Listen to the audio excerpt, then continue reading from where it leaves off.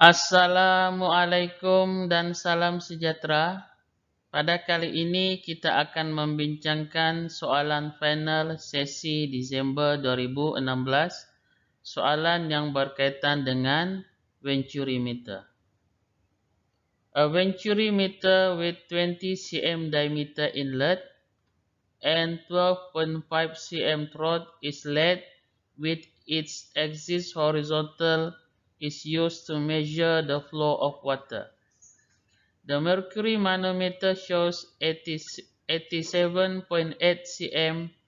Calculate the discharge through the meter and the velocity at the throat.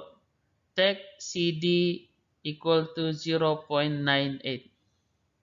Ada sebuah venturimeter yang mana diameter inletnya ataupun diameter bahagian satunya adalah 20 cm dan diameter bahagian throatnya adalah 12.5 cm.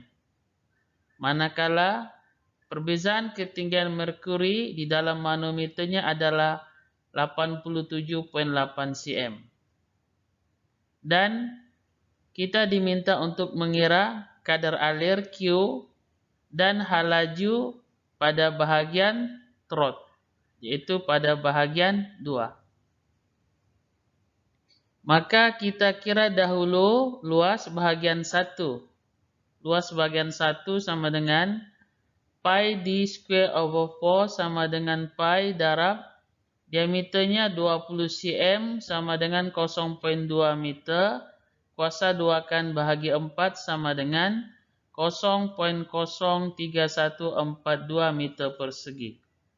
Seterusnya, keluasan bahagian 2, yaitu pada bahagian throat, sama dengan pi d square over 4 sama dengan pi darab 0.125 kerana 12.5 cm sama dengan 0.125 meter kuasa 2 kan bahagi 4 sama dengan 0.01227 meter persegi. Seterusnya, kita mengira nilai H. Nilai H sama dengan SH bahagi dengan SO tolak 1. Oleh kerana ketumpatan cecer dalam manometer iaitu merkuri adalah ketumpatan bandingannya adalah SH sama dengan 13.6. Manakala ketumpatan bandingan air yang mengalir dalam pipe adalah 1.0, maka kita menggunakan rumus ini, yaitu H sama dengan SH bahagi SO tolak 1 darab dengan H kecil. SH adalah 13.6, yaitu ketumpatan bandingan merkuri, dan ketumpatan bandingan bagi air SO adalah 1.0 tolak 1 darab dengan H. H kecil ialah beza ketinggian merkuri di dalam manometer yaitu 87.8 cm bersamaan dengan 0.878 meter. Maka kita dapati nilai H besarnya sama dengan 11.06 meter. Kita masukkan dalam persamaan untuk mengira kadar alir.